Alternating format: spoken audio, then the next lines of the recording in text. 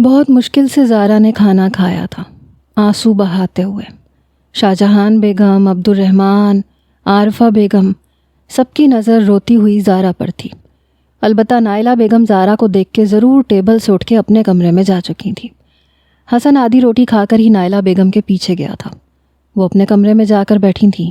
دروازے پہ دستک دے کے حسن اندر آ گیا۔ نائلہ بیگم کے ماتھے پہ بل پڑے ہوئے تھے۔ مومانی کیا ہوا ہے، آپ کھانا کیوں نہیں کھا رہی؟ حسن کی بات سن کے نائلہ بیگم نے تیکھی نظر اس پہ ڈالی۔ تم اچھی طرح جانتے ہو مجھے اس لڑکی سے نفرت ہے۔ میرے بیٹے کو کھا گئی ہے یہ، اور تمہیں اس کی پرواہ ہے؟ ارے مرنے دو اسے کمرے میں وہیں رہنے دیتے، کیوں اسے باہر لے کے آئے ہو؟ حسن بیڈ کے سامنے رکھی کرسی پہ بیٹھ گیا۔ مومانی کیا ہو گیا آپ کو؟ اس میں زہرا کا کوئی قصور نہیں ہے۔ اگر موت کا وقت مقرر ہو جائے تو فیضان یہاں ہوتا یا وہاں؟ موت انسان کو آ کے رہتی ہے۔ نائلہ بیگم کے ماتھے پہ ابھی بھی بل تھے، لیکن بولی کچھ نہیں۔ آہستہ آہستہ وقت گزرنے کے ساتھ ساتھ زارا نے کچن کے سارے کام سنبھال لیے تھے، بس چپ چپ رہتی تھی۔ عبدالرحمن صاحب نے منان صاحب سے رشنا اور رمشا کا رشتہ بلال اور حلال کے لیے مانگ لیا تھا۔ پہلے تو نائلہ بیگم نے انکار کیا، لیکن منان صاحب کہنے لگے کہ اپنا دل صاف بھی کر لو، قصور تو تمہارے بیٹے کا بھی تھا۔ اب اگر بھائی صاحب رشتہ مانگ رہے ہیں تو مجھے نہیں لگتا کہ انکار کرنا چاہیے۔ دونوں بچیاں تمہاری آنکھوں کے سامنے رہیں گی، اور مجھ میں بھی ابھی اتنی ہمت نہیں ہے کہ غیروں کے جہیز کی لسٹیں پوری کرتا پھروں۔ اکیلا رہ گیا ہوں، بیٹا تو ہے نہیں میرا جو میرا بازو بنے۔ یہ کہتے ہوئے منان صاحب کی آنکھوں میں آنسو جمع ہوئے تھے۔ نائلہ بیگم نے بھی حامی بھر لی۔ بڑی سادگی سے رشتہ طے ہوا، لیکن رمشا اور رشنا کا رویہ زارا سے ٹھیک نہیں ہو پایا۔ کہیں نہ کہیں انہیں بھی نائلہ بیگم کی طرح یہی لگتا تھا کہ ان کے بھائی کی موت کی وجہ کہیں نہ کہیں زارا ہے۔ وہ جب بھی سب کزنس میں بیٹھتی رمشا رشنا اٹھ کے چلی جاتی۔ نور بھی کترانے لگی تھی۔ زارا بالکل اکیلی ہو کے رہ گئی تھی۔ حسن فیکٹری کے کاموں میں مصروف رہنے لگا تھا۔ ایک بار گھر آیا تو کچن سے برتن دھونے کی آواز آ رہی تھی۔ رات کا 1 بج رہا تھا۔ وہ جیسے ہی کچن میں داخل ہوا تو دیکھا زارا برتن دھو رہی ہے، حالانکہ اتنی اچھی تو وہ کبھی بھی نہیں تھی۔ وہ کچن میں آ گیا۔ کیا کر رہی ہو تم؟ حسن کی آواز پہ وہ بری طرح سے چونکی، جیسے کسی گہری سوچ سے باہر نکلی ہو۔ پلٹ کے حسن کی طرف دیکھا۔ کچھ نہیں، مہمان آئے تھے تو کافی برتن اکٹھے ہو گئے تھے۔ میں نے اماں سے کہا کہ میں دھو لوں گی، وہ آرام کر لیں۔ یہ کہتے ہوئے کھانس رہی تھی۔ چہرہ کچھ اترا اترا سا لگ رہا تھا۔ حسن اس کے پاس آیا، لگ رہا تھا جیسے بیمار ہو۔ بے ساختہ ہی حسن نے اپنے ہاتھ کی پشت اس کی پیشانی پہ رکھی۔ بخار سے پیشانی تپ رہی تھی۔ زارا تمہیں بخار ہے اور تم برتن دھو رہی ہو؟ حسن نے اس کے ہاتھ سے برتن چھین کے ایک طرف رکھے، سنک سے اس کے ہاتھ دھلوانے لگا۔ کیا کر رہے ہو تم؟ کچھ نہیں ہوا ہے، مر نہیں جاؤں گی میں اتنے سے بخار پہ۔ میرا ہاتھ چھوڑو اور میرے معاملات میں مت پڑا کرو۔ زیادہ میرا شوہر بننے کی کوشش نہ کرو تو بہتر ہے۔ یہ سن کے حسن کے اندر تو گویا آگ لگی۔ ایک تھپڑ ماروں گا تمہارے منہ پہ تو ہوش ٹھکانے آ جائیں گے تمہارے۔ چھوڑو یہ برتن۔ زبردستی اس نے اس کے ہاتھ دھلوائے اور اسے کچن سے باہر لے آیا۔ چلو میرے ساتھ، تمہیں ڈاکٹر کے پاس لے کے جاؤں۔ لیکن زارا اپنا ہاتھ چھڑوا چکی تھی۔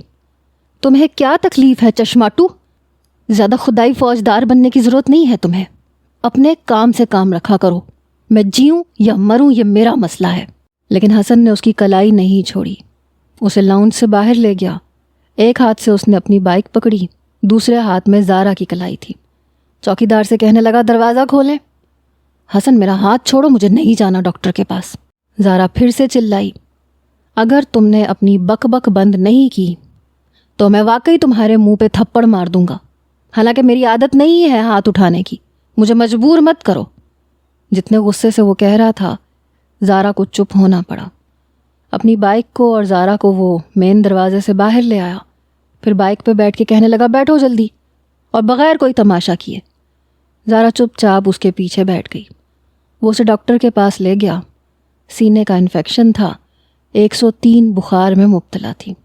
ڈاکٹر نے کہا کہ اگر اس نے دوائی ٹائم پر نہیں کھائی تو انفیکشن بگڑ بھی سکتا ہے۔ واپسی پہ حسن نے اسے اس کے کمرے تک چھوڑا، پھر کہنے لگا کچھ کھایا تھا تم نے؟ کہنے لگی ہاں کھایا تھا۔ حسن کہنے لگا شکل سے تو نہیں لگ رہا۔ دیکھو خالی پیٹ دوائی نہیں کھانا، میں تمہارے لیے دودھ لے کے آتا ہوں۔ ہلکا سا دودھ گرم کر کے حسن گلاس بھر کے اس کے لیے لے کے آیا، پھر اسے دوائی کھلا کر ہی اپنے کمرے میں گیا تھا۔ پتہ نہیں کیوں مرنا چاہتی ہے۔ ٹھیک ہے، محبت اپنی جگہ، لیکن زندگی بھی تو ایک ہی بار ملتی ہے۔ میں کون سا نایاب کے بغیر مر گیا، زندہ ہی ہوں۔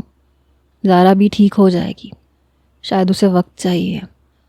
صبح فیکٹری جانے سے پہلے وہ نور کو کہہ کے گیا تھا کہ زارا کو دوائی اپنے سامنے کھلانا اور اس کا خیال بھی رکھنا۔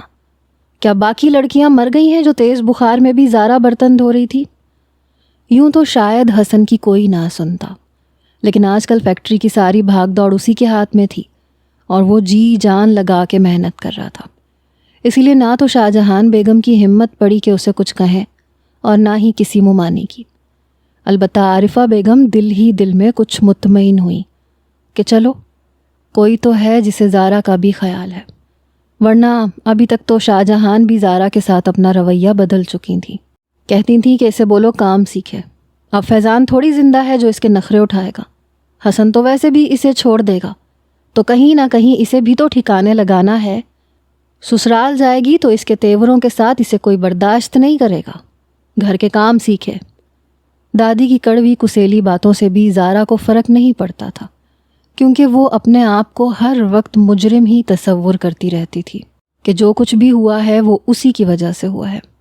اگر وہ وقت پہ سب کو فیضان کے ارادے بتا دیتی تو یہ سب نہ ہوتا، یا دوسروں سے جیلس نہ کرتی، خاص طور پہ حسن سے، اس کی محبت نہ چھینتی، تو شاید آج فیضان اس کے سامنے ہوتا یا اس کے پاس ہوتا۔ نائلہ بیگم کے ماتھے پہ ابھی بھی بل زارا کو دیکھ کے گہرے ہو جاتے تھے۔ البتہ بلال اور حلال آج کل رشنا اور رمشا سے فون پہ باتیں کرنے لگے تھے۔ شاہجہان کہنے لگیں کہ میں بیمار رہنے لگی ہوں، اس لیے اگر ہاشم کا ارادہ ہے تو نور کا بھی رشتہ عمر سے طے کر لیتے ہیں۔ تینوں بچیوں کی شادی اسی گھر میں ہو جائے گی، اس کے بعد ہاشم چاہے تو الگ گھر لے سکتا ہے۔ بہرحال عمر کا رشتہ بھی نور سے طے ہو گیا تھا۔ 6 مہینے بعد تینوں لڑکیوں کی شادی طے ہو چکی تھی۔ اسی 6 مہینے کے اندر اندر عبد الرحمن چاہتے تھے کہ زارا کا بھی کہیں نہ کہیں رشتہ طے ہو جائے، کیونکہ وہ جانتے تھے کہ حسن تو اسے کبھی بھی نہیں اپنائے گا۔ البتہ عارفہ بیگم کی خواہش تھی کہ حسن زارا کے ساتھ رشتہ نبھائے، بیٹی گھر میں ہی رہ جائے، لیکن جیسا رویہ انہوں نے حسن کے ساتھ رکھا تھا، اپنے منہ سے یہ بات کہہ نہیں سکتی تھی، اور عبد الرحمن تو عارفہ بیگم کی سن ہی نہیں رہے تھے۔ 8 دن ہو گئے تھے لیکن زارا کا بخار ختم نہیں ہو رہا تھا۔ پہلے سے بخار کی شدت کم تھی، لیکن بخار بدستور اپنی جگہ قائم تھا۔ حالانکہ ڈاکٹر نے 5 دن کی دوا دی تھی کہ 5 دن میں فرق پڑ جائے گا۔ رات کو حسن نے نور سے پوچھا، زارا وقت پہ دوا تو لے رہی ہے نا؟ نور نے نظریں چرائیں۔ نور میں تم سے کچھ پوچھ رہا ہوں۔ حسن بھائی وہ میری بات نہیں سنتی، کہتی ہے کہہ دینا میں نے دوائی کھا لی تھی، لیکن کھاتی نہیں ہے۔ سب کی سب دوائیاں ڈریسنگ ٹیبل کی دراز میں ہی رکھی ہیں، اور مجھے ڈانٹ دیتی ہے کہ خبردار جو تم نے حسن کو کچھ بتایا۔ یہ سن کے حسن کا پارا ہائی ہوا، کہنے لگا اچھا ٹھیک ہے، جاؤ کھانا لے کے آؤ۔ کھانا بھی یقیناً اس نے نہیں کھایا ہوگا۔ نور نے نفی میں سر ہلایا۔ وہ تھک ہار کے ابھی لیپ ٹاپ پہ بیٹھا ہی تھا جب نور اس کے لیے چائے بنا کے لائی۔ تبھی اس نے زارا کے بارے میں پوچھا تھا۔ پتہ نہیں یہ لڑکی اتنی ڈھیٹ کیوں ہے، کیوں مجبور کرتی ہے کہ اس کے ساتھ ہمیشہ سختی سے ہی بات کی جائے۔ غصے سے حسن نے اپنا لیپ ٹاپ بند کیا، ایک طرف رکھا اور کمرے سے باہر آ گیا۔ تب تک نور بھی ٹرے میں کھانا رکھے باورچی خانے سے نکلی۔ حسن نے اس کے ہاتھ سے ٹرے پکڑی، زارا کا دروازہ بنا دستک دیے کھول دیا۔ ابھی بھی وہ بیڈ پہ بیٹھی فیضان کی تصویر دیکھ کے رو رہی تھی۔ حسن کو دیکھ کے اسے غصہ آیا۔ یہ تم کیا منہ اٹھا کے میرے کمرے میں آ جاتے ہو؟ سائڈ پہ رکھا دوپٹہ اس نے اپنے گلے میں لیا۔ حسن نے پیر سے دروازہ بند کیا، ٹرے اس کے سامنے رکھ دی۔ مجھے کون روک سکتا ہے؟ میں منہ اٹھا کے آؤں یا منہ گرا کے آؤں، مجھے تمہارے کمرے میں آنے سے کوئی روک نہیں سکتا۔ کسی میں اتنی ہمت نہیں ہے۔ پہلی بار اس نے حق جمانے والے انداز سے کہا۔ زارا اسے غصے سے دیکھنے لگی۔ چلو کھانا کھاؤ، ورنہ زبردستی کھلانا بھی مجھے آتا ہے، مجھے مجبور مت کرو زارا۔ آخر تم چاہتے کیا ہو؟ کیوں میرے پیچھے پڑے ہو؟ تمہیں تو شکر کرنا چاہیے میری زندگی برباد ہو گئی. میں نے تمہارے ساتھ اتنا برا کر دیا تھا، میرے ساتھ بھی وہی سب کچھ ہو گیا. پھر کیوں میرا خیال رکھ رہے ہو؟ حسن اتنا اچھا بننے کی کوشش نہ کرو. حسن کہنے لگا مجھے اچھا بننے کا کوئی شوق نہیں ہے. میں ہوں ہی ایسا، کسی کو روتا ہوا دیکھ نہیں سکتا، چاہے وہ میری دشمن ہی کیوں نہ ہو. مجھے اپنی دشمن لڑتی جھگڑتی ہنستی مسکراتی اچھی لگتی ہے. یہ کہہ کے اس نے نوالا بنایا اور زارا کے منہ کے قریب کیا. وہ فٹافٹ سے پیچھے ہٹی. میں خود کھا لوں گی، میرے ہاتھ ٹوٹے ہوئے نہیں ہیں. حسن کہنے لگا تو پھر ہاتھ سے پکڑ لو. میں نے کب کہا ہے کہ میرے سامنے منہ کھول کے بیٹھو اور میں تمہارے منہ میں نوالے ڈالوں؟ اتنا اچھا تو میں بھی نہیں ہوں. حسن کی بات سن کے زارا کچھ خفت میں مبتلا ہوئی. اس نے اس کے ہاتھ سے نوالا پکڑ لیا اور کھانے لگی. جب تک اس نے روٹی پوری نہیں کھائی حسن وہیں بیٹھا اسے دیکھتا رہا. یہ تم کیا مجھے دیکھ رہے ہو؟ میں کھا لوں گی کھانا. مجھے تم پہ بھروسہ نہیں ہے زارا. میرے سامنے کھانا کھاؤ اور پھر میڈیسن کھانا، اور صبح تمہیں ناشتہ میں اپنے سامنے کروا کے میڈیسن کھلا کے ہی جاؤں گا. کیونکہ نور کو تو تم دھمکا دیتی ہو، کمرے سے بھگا دیتی ہو. یہ سن کے زارا کو نور پہ غصہ آیا. اسے تو میں چھوڑوں گی نہیں، میری شکایتیں لگاتی رہتی ہے تم سے. اور تم کیا چیز ہو؟ جانتے ہو میں تم سے ڈرتی ورتی نہیں ہوں. حسن مسکرانے لگا. ہاں مجھے پتا ہے، مجھ سے ڈرتی نہیں ہو تم.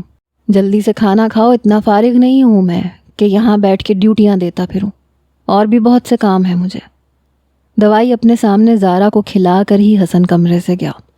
صبح بھی ناشتے کے بعد اسے میڈیسن بھی اپنے سامنے کھلا کے فیکٹری گیا تھا. رات کا کھانا زارا نہیں بنایا تھا. کھانا بنانا وہ سیکھ چکی تھی. سب لوگ کھانا کھا چکے تھے. زارا کو بھوک نہیں تھی، لیکن یہ ڈر بھی تھا کہ آتے ہی حسن اسے اپنے سامنے بٹھا کے کھانا کھلائے گا اور مسلسل اسے دیکھے جائے گا. اس کا ایک ایک نوالا دیکھے گا کہ وہ کھا رہی ہے یا نہیں. اس لیے اس سے بہتر ہے کہ وہ خود ہی کھا لے. لیکن جیسے اس نے پتیلی سے ڈھکن اٹھایا تو سالن ختم تھا. پھر حسن کی بھی فکر ستانے لگی کہ سب لوگ فیکٹری سے 8 بجے واپس آ جاتے ہیں، لیکن وہ دیر تک نائٹ ڈیوٹی دے کے سب ورکرز سے کام کرواتا ہے تاکہ اس گھر کا نظام چل سکے، اور اسی کے لیے کچھ بھی نہیں بچا تو زارا کے لیے بھی نہیں تھا، لیکن اپنے سے زیادہ اسے حسن کی فکر ستائی. ایک تو سارا دن فیکٹری میں اپنا سر کھپاتا ہے اور کسی کو اس کی پرواہ ہی نہیں ہے. ارے کیا اس کے لیے کھانا نہیں بچا کے رکھ سکتے تھے؟ وہ منہ میں بڑبڑا رہی تھی، ساتھ میں جلدی جلدی سے پیاز کاٹ رہی تھی. فریج میں سے اس نے چکن نکالا، جلدی جلدی کھانا بنانے لگی. ایک طرف کھانا بنا رہی تھی، دوسری طرف آٹا گوندھ رہی تھی. انسان کو اتنا بھی اچھا نہیں ہونا چاہیے جتنا یہ حسن کا بچہ بننے کی کوشش کرتا ہے. نہ اپنے کھانے کی پرواہ ہے، نہ پینے کی پرواہ ہے. باقی سارے خاندان کی فکر ہے. کس کا بی پی شوٹ کر رہا ہے، کس کو بخار ہے، سب کو لے جا کے ہاسپٹل میں دکھائے گا، دوائیاں لے کے دے گا، خیریت پوچھے گا. اور وہ دادی کتنی مطلبی ہیں. وہ کل تک حسن کو برا بھلا کہتی تھی، اور آج جب دیکھا کہ وہ سب کچھ کر رہا ہے تو بیٹا بیٹا کہتے منہ نہیں تھکتا. سب پیسوں کے یار ہیں.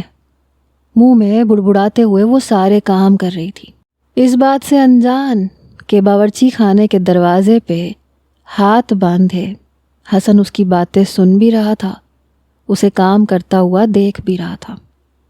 کچھ عجیب سا لگ رہا تھا کہ وہ رات کے اس پہر حسن کے لیے نئے سرے سے کھانا بنا رہی ہے. روٹی بنانے کے بعد زارا نے ہاٹ پاٹ میں رکھی، کھانے کی پتیلی بھی اسٹو پہ رکھی رہنے دی. جیسے ہی باورچی خانے سے باہر نکلنے کے لیے پلٹی، سامنے حسن کو ہاتھ باندھے کھڑا دیکھ کے سٹ پٹائی. گھبرائی بھی تھی کیونکہ وہ مسلسل اسے ہی دیکھے جا رہا تھا. تم کب آئے؟ وہ نظریں چرا کے پوچھنے لگی. میں تقریباً 20-25 منٹ پہلے، جب تم سب کی برائیاں کر رہی تھی. تمہیں میری بڑی فکر ستا رہی تھی، میرے لیے کھانا بنا رہی تھیں، تب آیا تھا میں. ایک ایک قدم آگے بڑھا کر وہ کہنے لگا. زارا کو اپنی بڑبڑاہٹ پہ افسوس ہوا. کیا ضرورت پڑی تھی 4 جملے حسن کی ہمدردی میں بولنے کی؟ خامخواہ خوش فہمی میں مبتلا ہو جائے گا، جو کہ وہ چاہتی نہیں تھی. وہ میں ایسے ہی پتہ نہیں کیا بول رہی تھی، مجھے خود بھی نہیں پتا. یہ کھانا بن گیا ہے، کھا لینا. یہ کہہ کے وہ کچن کے دروازے سے باہر جانے لگی. لیکن کلائی حسن کے ہاتھ میں تھی۔ تو تم نہیں کھاؤ گی؟ نہیں، میں کھا چکی ہوں، زارا نے جھوٹ بولا۔ میں جانتا ہوں تم نے نہیں کھایا، اور یہ سن بھی چکا ہوں۔ چلو یہیں کھا لیتے ہیں۔ وہ کچن میں ہی رکھی گول میز پہ بیٹھ گیا۔ جاؤ میرے لیے سالن ڈال کے لاؤ۔ وہی حکمانہ انداز تھا۔ زارا نے انکار نہیں کیا۔ سالن ڈالا، ہاٹ پاٹ رکھا اور خود بھی بیٹھ کر اپنی پلیٹ میں کھانا ڈالا۔ حسن کھانے کے دوران بھی اسے دیکھ رہا تھا۔ زارا اس کی نظروں سے پہلی بار الجھن محسوس کر رہی تھی۔ چند نوالے لینے کے بعد اسے دیکھنے لگی۔ وہ ابھی بھی بنا جھجکے اسے دیکھے جا رہا تھا۔ یہ مجھے اتنے غور سے کیوں دیکھ رہے ہو؟ میرے منہ پہ کارٹون بنے ہوئے ہیں کیا؟ زارا نے اسے شرم دلانی چاہی۔ وہ مسکرانے لگا۔ نہیں، کارٹون تو نہیں بنے ہوئے، ایکچولی تمہاری شکل ہے ہی کارٹونوں جیسی۔ ٹام اینڈ جیری دیکھا ہے تم نے؟ وہ ٹام کی جو گول شکل ہے نا، تمہاری شکل مجھے بالکل ویسی لگتی ہے۔ اور جانتی ہو مجھے بچپن سے ٹام اینڈ جیری بڑے پسند ہیں۔ جان بوجھ کے وہ زارا کو تنگ کر رہا تھا۔ زارا نے اسے آنکھیں پھاڑے دیکھا۔ اور تمہاری شکل کیسی ہے؟ تمہاری شکل بالکل ڈوریمون جیسی ہے۔ بجائے غصہ کرنے کے وہ ہنس رہا تھا۔ اور یہ اپنی بتیسی جو ہے نا، اس کو منہ میں رکھ کے ہنسا کرو، لگتا ہے ڈینٹونک کا اشتہار دینے لگے ہو۔ حسن کہنے لگا، اچھا چلو یہی سمجھ لو۔ کھانا وہ کھا چکا تھا۔ زارا، یہ سمیٹنے کے بعد مجھے ایک کڑک چائے بنا کے دے دو۔ یہ سن کے زارا نے فوراً انکار کیا۔ تمہاری نوکر نہیں ہوں میں، نہ تمہاری ملازمہ ہوں۔ میں نے آج تمہارے لیے کھانا کیا بنا دیا، تم تو فری ہو گئے۔ میں نہیں بناؤں گی چائے۔ حسن اس کے پاس آ کے کھڑا ہو گیا۔ اتنی محنت کرتا ہوں میں، دن رات فیکٹری میں تھک جاتا ہوں، کسی کو میرا احساس ہی نہیں ہے۔ کسی کو تو احساس کرنا چاہیے نا۔ زارا، مجھے چائے پینی ہے، تمہارے ہاتھ کی پینی ہے۔ میں انتظار کروں گا، چائے لے کے کمرے میں آ جانا۔ پتہ نہیں کیوں حسن کو لگا کہ وہ چائے لے کے ضرور آئے گی۔ یہ کہہ کے وہ کمرے میں چلا گیا۔ اپنے آپ کو پتہ نہیں کیا سمجھتا ہے، میں نے کھانا کیا بنا دیا، سمجھ رہا ہے کہ پتہ نہیں میں اس کی ملازمہ بن گئی ہوں۔ مجھے کوئی فرق نہیں پڑتا، میں نہیں بناؤں گی اس کی چائے۔ تھک رہا ہے تو میری خاطر تھوڑی تھک رہا ہے۔ کس نے کہا ہے پورے خاندان کا بیڑا اٹھائے؟ مت اٹھائے۔ رشنا سے کہہ دے نا، بڑی بہن بنی پھرتی ہے اس کی، چائے بنا کے دے دے، یا نور سے کہہ دے، وہ تو ابھی بھی جاگ رہی ہوگی۔ ساری رپورٹیں اسے دیتی ہے، چائے بنا کے بھی دے دے نا۔ میں کیوں دینے لگی؟ میں نہیں دوں گی۔ پتہ نہیں وہ اپنے آپ کو سمجھا رہی تھی یا اندر ہی اندر کہیں نہ کہیں یہ ڈر تھا کہ شاید وہ انکار نہیں کر پائے گی۔ سب کچھ سمیٹنے کے بعد اپنے کمرے میں جا کے لیٹ گئی۔ دیکھا تو نور موبائل پہ عمر سے بات کر رہی تھی۔ یہ تم کیا کر رہی ہو؟ فون بند کرو۔ یہ اچھا تماشا لگا رکھا ہے تم لوگوں نے، رشتے کیا طے ہوئے، تم لوگوں کو فون پہ باتیں کرنے سے فرصت نہیں ہے۔ پتہ نہیں کیوں زارا کو غصہ آ رہا تھا۔ نور نے فون بند کر دیا۔ کہنے لگی، تو تمہیں کیا تکلیف ہے؟ تم بھی حسن بھائی سے بات کر لیا کرو، ہماری تو منگنیاں ہوئی ہیں، تم تو ویسے بھی ان کے نکاح میں ہو۔ یہ سن کے زارا کو مزید غصہ آیا۔ نور، زبان سنبھال کے بات کرو، میں نے اس کے ساتھ شوق سے نکاح نہیں کیا تھا، اور آئندہ مجھے کبھی بھی نکاح کا طعنہ مت دینا۔ میری طرف سے بھاڑ میں جاؤ، جس سے مرضی بات کرو میری بلا سے۔ مجھے صرف یہ کہنا ہے کہ جا کے حسن کو چائے بنا کے دو، چائے مانگ رہا ہے وہ۔ اندر ہی اندر زارا چاہتی تھی کہ چائے نور کے ذریعے ہی صحیح، لیکن حسن تک پہنچ جائے۔ پتہ نہیں کتنا تھکا ہوا ہے، ابھی بھی لیپ ٹاپ پہ اپنا سر کھپائے گا۔ میں کیوں بنا کے دینے لگی؟ مجھے حسن بھائی نے نہیں کہا، مجھ سے کہتے تو میں بنا کے دے دیتی۔ تم سے کہا ہے نا، تو تم جا کے بنا کے دو۔ نور نے صاف انکار کیا۔ زارا تکیے پہ لیٹ چکی تھی، اٹھ کے بیٹھ گئی۔ بڑی بدتمیز ہو تم۔ وہ بیچارہ سارے گھر کے افراد کا احساس کر رہا ہے، دن رات محنت کرتا ہے، 6 مہینے بعد تم سب کی شادیوں کے لیے سر کھپا رہا ہے، اور تم سے اتنی توقع نہیں کہ ایک کپ چائے اس بیچارے کو دے دو۔ نور اپنی مسکراہٹ دبانے کی کوشش کر رہی تھی۔ اتنا ہی تمہیں اس بیچارے پہ ترس آ رہا ہے تو تم کیوں نہیں بنا دیتی؟ تم بھی تو اسی گھر کی فرد ہو، جو ہم کھاتے ہیں وہ تم بھی کھاتی ہو۔ اور ویسے بھی صبح کا ناشتہ بھی میں ہی حسن بھائی کو بنا کے دیتی ہوں، تم نہیں دیتی۔ ٹفن رشنا اور رمشا بنا کے بھیجتی ہیں، اور صرف بلال اور حلال کے لیے نہیں جاتا، حسن بھائی بھی کھاتے ہیں اس میں سے۔ کیا ہو جائے گا اگر تم چائے بنا کے دے دو گی تو؟ مجھے تو نیند آ رہی ہے، میں تو سو رہی ہوں۔ ہاں اگر عمر کہتا تو پھر میں چائے ضرور اسے بنا کے دیتی۔ جان بوجھ کے نور نے یہ بات کہی اور کروٹ بدل کے لیٹ گئی۔ زارا کو غصہ آیا، ایک تھپکی اس نے نور کی کمر پہ لگائی۔ مرو، سو مرو، میں ہی اٹھ کے چلی جاتی ہوں۔ یہ کہہ کے وہ کچن میں آئی، چائے بنائی اور حسن کے کمرے کے دروازے کے پاس جا کے کھڑی ہو گئی۔ اندر جانے کی ہمت نہیں ہو رہی تھی۔ ذرا سی دروازے پہ دستک دی۔ آ جاؤ زارا، دروازہ کھلا ہوا ہے، تمہیں دستک دینے کی ضرورت نہیں ہے، بنا دستک کے بھی آ سکتی ہو۔ اندر سے حسن کی آواز آئی، حالانکہ پورے آدھے گھنٹے بعد وہ آئی تھی۔ اسے لگا تھا کہ شاید سو چکا ہوگا، لیکن وہ جاگ رہا تھا۔ زارا نے ذرا سا دروازہ کھولا، دیکھا تو وہ صوفے پہ بیٹھا لیپ ٹاپ پہ کام کر رہا تھا۔ دروازے کے بالکل برابر والی دیوار پہ ڈریسنگ ٹیبل تھا۔ زارا نے چائے کا کپ وہیں رکھ دیا۔ یہ چائے رکھ دی ہے میں نے، پی لینا۔ جی نہیں، ادھر میرے پاس آؤ، یہاں لا کے کپ رکھو۔ اتنا تھکا ہوا ہوں میں، اب چائے بھی خود پکڑوں گا کیا؟ زارا کو غصہ آیا۔ تو میں نے کون سا کوئی 2 میل کے فاصلے پہ چائے رکھ دی ہے؟ چند قدم بڑھا کے چائے نہیں لے سکتے؟ زارا کی بات پہ حسن نے نفی میں سر ہلایا۔ نہیں لے سکتا یار، دے دو چائے، مر تھوڑی جاؤ گی۔ زارا نے چائے کا کپ پکڑا اور اس کے پاس آ گئی، چائے اس کے سامنے رکھے ٹیبل پہ رکھی اور واپس پلٹی۔ بہت شکریہ، کھانا بھی بہت مزے کا تھا اور چائے بھی یقیناً اچھی ہوگی۔ میرے لیے اتنا کچھ کرنے کا بہت شکریہ زارا، تھینک یو سو مچ۔ زارا نے کوئی جواب نہیں دیا، اپنے کمرے میں آ کے لیٹ گئی۔ اب یہ ضرور ہوتا تھا کہ رات کو وہ حسن کے لیے کھانا بچا کے رکھ دیتی تھی۔ اگر حسن نے چائے پینی ہوتی تو بلا تکلف اسے کال کرتا تھا، زارا چائے بنا کے لا دو، اور وہ لا بھی دیتی تھی۔ 15 دن ہی گزرے تھے جب عارفہ بیگم زارا کے کمرے میں آئیں۔ اس کے پاس آ کے بیٹھ گئی۔ پہلے تو ادھر ادھر کی باتیں کرتی رہیں، پھر اس سے کہنے لگی، کیا سوچا ہے پھر تم نے؟ کس چیز کے بارے میں امی؟ زارا نے انجان بن کے پوچھا، اور واقعی اسے اندازہ نہیں تھا۔ عارفہ بیگم کہنے لگی، اپنے بارے میں؟ یوں تو زندگی نہیں گزرے گی نا؟ یہ سن کے زارا اپنی ماں کو دیکھنے لگی۔ امی میں شادی نہیں کرنا چاہتی۔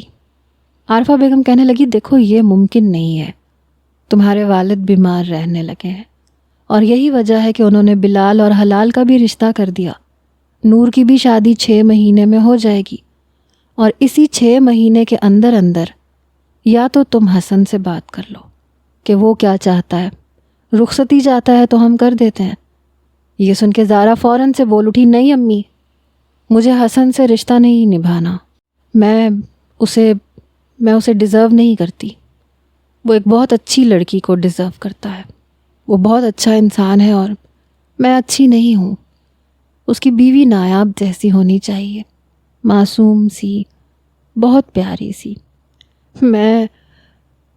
میں حسن کے ساتھ زندگی گزار کے اس کی زندگی برباد نہیں کرنا چاہتی، کیونکہ میں بری ہوں اور میں ہمیشہ بری ہی رہوں گی، میں کبھی بھی اچھی نہیں ہو سکتی۔ بڑی دل گرفتگی سے وہ یہ کہہ رہی تھی۔ ابھی بھی اندر ہی اندر یہ ملال تھا کہ جو کچھ اس نے حسن کے ساتھ کیا اچھا نہیں کیا، اس کی محبت اس سے چھین لی۔ آج اس سے فیضان چھینا تو احساس ہوا کہ محبت کیا ہوتی ہے، محبت میں محبوب کے چھن جانے کی تکلیف کیا ہوتی ہے۔ یقیناً ایسی ہی تکلیف حسن کو بھی ہوئی ہوگی جب نایاب اسے نہیں ملی۔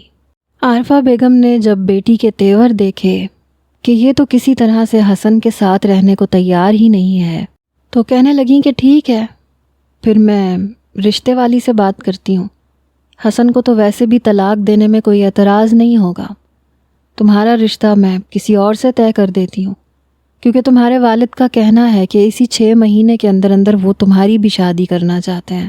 ساری زندگی تم فیضان کے نام پہ بیٹھی نہیں رہ سکتی۔ زارا کی آنکھوں سے آنسو بہے۔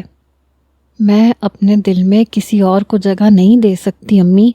عارفہ بیگم کہنے لگیں، تو نہ دو دل میں جگہ، بس زندگی میں دے دو، اور سمجھو کہ یہ تمہاری مجبوری ہے۔ یہ کہہ کے وہ کمرے سے جا چکی تھی۔ اگلے ہی روز چند لوگ زارا کو دیکھنے کے لیے آ گئے، اور سبھی کزنز یہاں تک کہ نور تک اس بات سے انجان تھی کہ زارا کو دیکھنے کے لیے چند لوگ آ رہے ہیں۔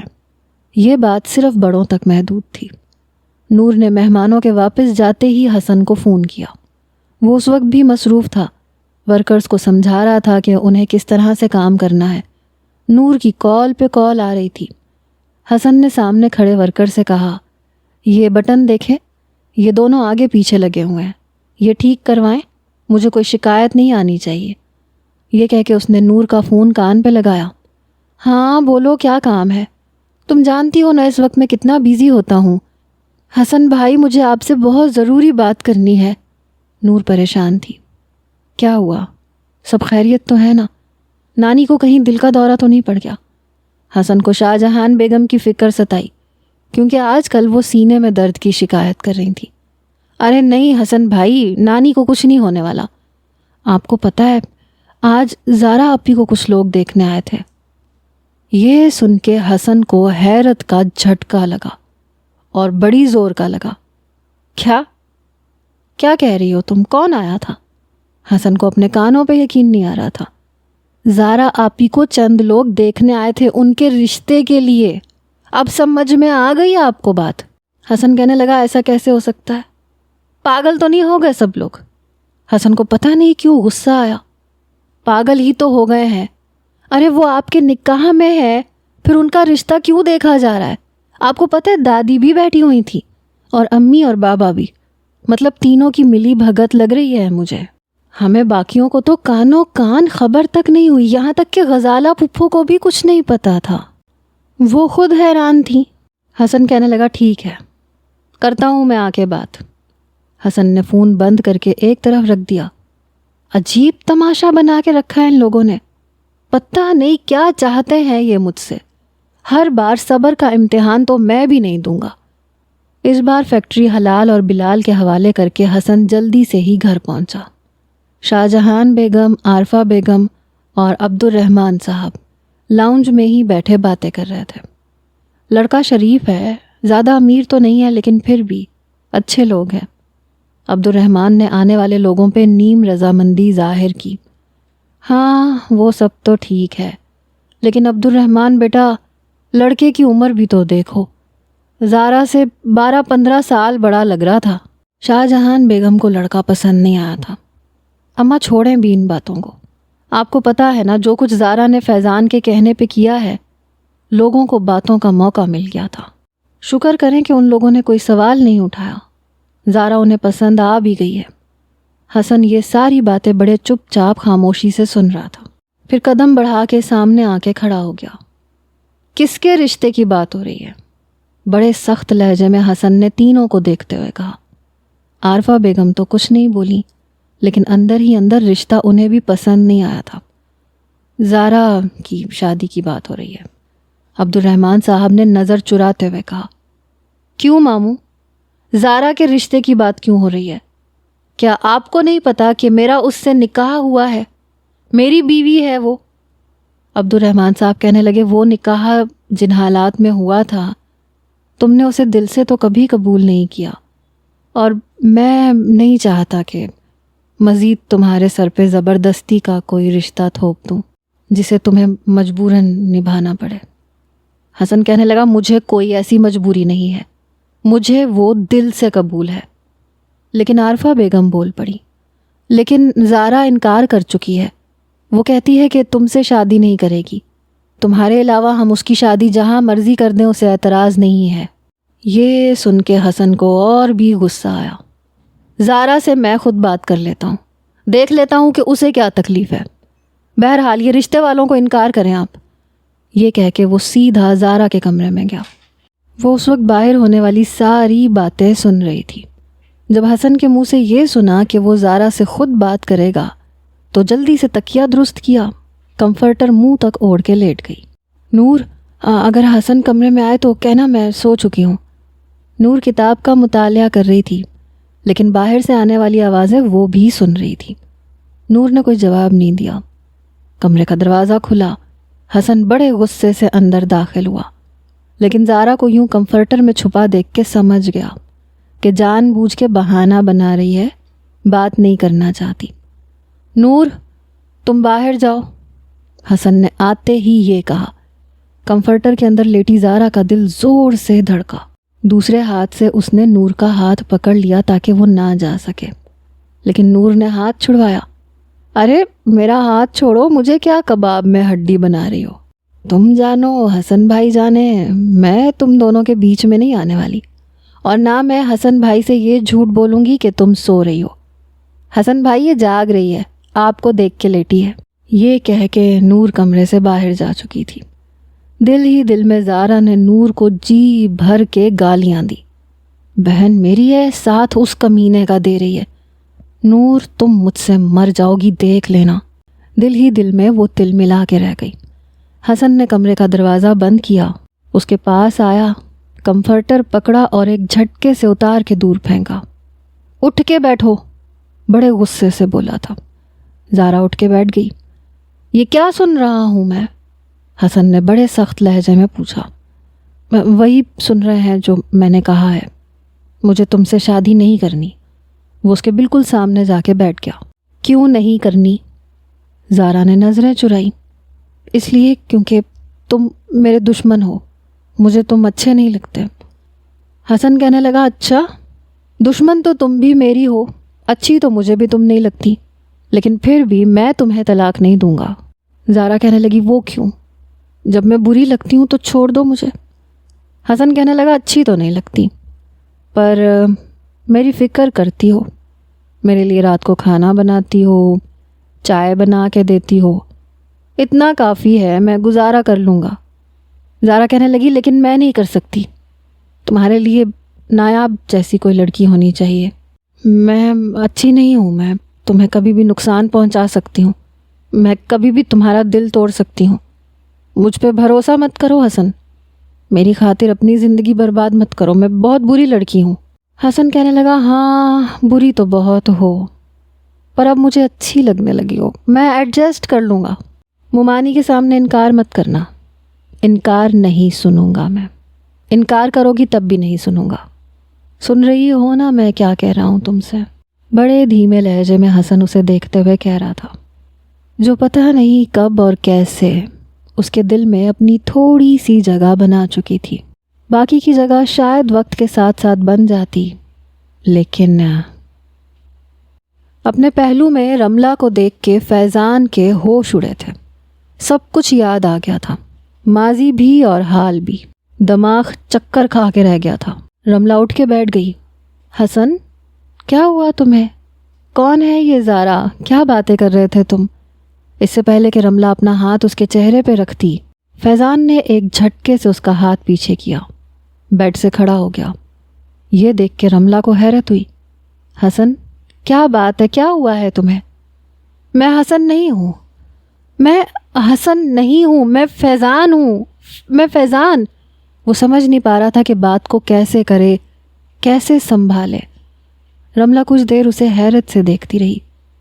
تم فیضان ہو؟ کون فیضان ہو؟ رملہ میں فیضان ہوں، مجھے سب کچھ یاد آ گیا ہے۔ یہ سن کے رملہ کے چہرے پہ مسکراہٹ چھائی۔ ریلی حسن، تمہیں سب کچھ یاد آ گیا؟ ابھی بھی رملہ اسے حسن ہی کہہ رہی تھی۔ بیڈ سے کھڑے ہو کے وہ فیضان کے مقابل کھڑی ہو گئی۔ میں نے کہا تو ہے میں حسن نہیں ہوں، میں فیضان ہوں۔ فیضان پھر سے بولا تھا، تم جو کوئی بھی ہو میرے لیے حسن ہو۔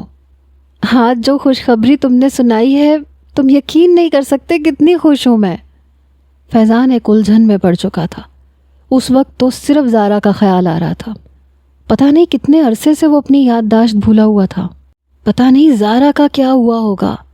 رملہ کی محبت، رملہ کا ساتھ، سب کچھ فیضان وقتی طور پہ بھول چکا تھا۔ بس یہ فکر تھی کہ پتہ نہیں زارا کے ساتھ کیا ہوا ہوگا، حسن نے اس کے ساتھ کیا کیا ہوگا، کیا نہیں کیا ہوگا۔ وہ یہی سوچ رہا تھا جب رملہ نے اس کے بازو کو پکڑا۔ بری طرح سے فیضان اس کا بازو جھٹک چکا تھا۔ ایسا دوسری بار ہوا تھا۔ حسن کیا بات ہے، ایسے ریئیکٹ کیوں کر رہے ہو؟ اس کا رویہ دیکھ کے رملہ پریشان ہوئی۔ میں حسن نہیں ہوں، ایک ایک لفظ جما کے فیضان نے کہا۔ دیکھو رملا، میں کسی اور سے محبت کرتا ہوں۔ یہ سن کے رملا کے چہرے پہ ایک کے بعد ایک رنگ آ کے گزر رہا تھا۔ میں زارا کو نہیں چھوڑ سکتا، وہ میری محبت ہے، وہ مر جائے گی میرے بغیر، اور میں بھی اس کے بغیر نہیں رہ سکتا۔ رملا تو یوں تھی جیسے اس کے پیروں کے نیچے سے کسی نے زمین کھینچ لی ہو۔ حسن، یہ تم کیا کہہ رہے ہو؟ تمہیں پتہ ہے تم کیا کہہ رہے ہو؟ تمہیں اندازہ ہے تم نے میرے ساتھ کیا کیا ہے؟ رملا کی آنکھوں سے آنسو بہنے لگے۔ وہ اس کے قریب ہونے لگی لیکن فیضان کا ایک قدم پیچھے ہٹا۔ میں کچھ نہیں جانتا، میں کچھ بھی نہیں جانتا، میں تمہارے ساتھ نہیں رہ سکتا۔ میری زارا میرے بغیر مر جائے گی۔ پتہ نہیں میں کتنے مہینے سے سب کچھ بھولا بیٹھا ہوں، پتہ نہیں وہ حسن کا بچہ کیا کرے گا میری زارا کے ساتھ۔ نہیں نہیں نہیں، ایسے نہیں ہو سکتا۔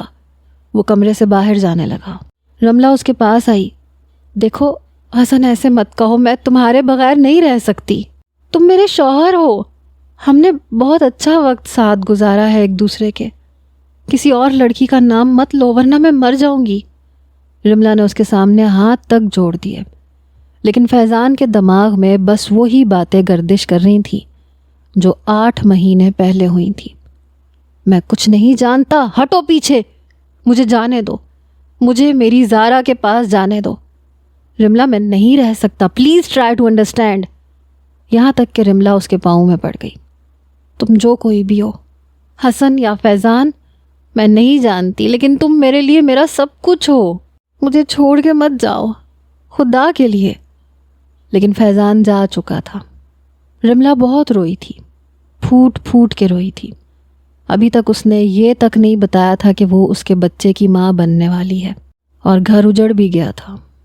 رملا کا جی چاہا کہ خودکشی کر لے، اپنی جان لے لے۔ کیا صرف 2 مہینے کی خوشی اس کے نصیب میں تھی، اور پھر سے وہی اذیت جو بچپن سے اب تک اس کے حصے میں آ رہی تھی۔ فیضان اپنے فلیٹ میں گیا، اپنا پاسپورٹ لیا، اپنی ٹکٹ کنفرم کروائی، اور 2 دن کے اندر وہ پاکستان روانہ ہو چکا تھا۔ کچھ نہیں پتا تھا کہ وہاں کیا ہوا ہے۔ دوسری طرف زارا نے بھی انکار نہیں کیا تھا۔ اسی جمعے اس کی رخصتی حسن کے ساتھ ہونی طے پائی تھی۔ وہ دلہن بنی بیٹھی تھی، مہمان بھی آ رہے تھے، حسن بھی اس کے برابر میں بیٹھا تھا، جب اچانک سے باہر ایک گاڑی آ کے کھڑی ہوئی۔ تیزی سے فیضان اندر داخل ہوا۔ سامنے اسٹیج پہ بیٹھے حسن اور زارا کو دیکھ کے اس کی جان نکلی۔ سب لوگ یوں اچانک فیضان کو دیکھ کے حیرت کی تصویر بنے، مگر زارا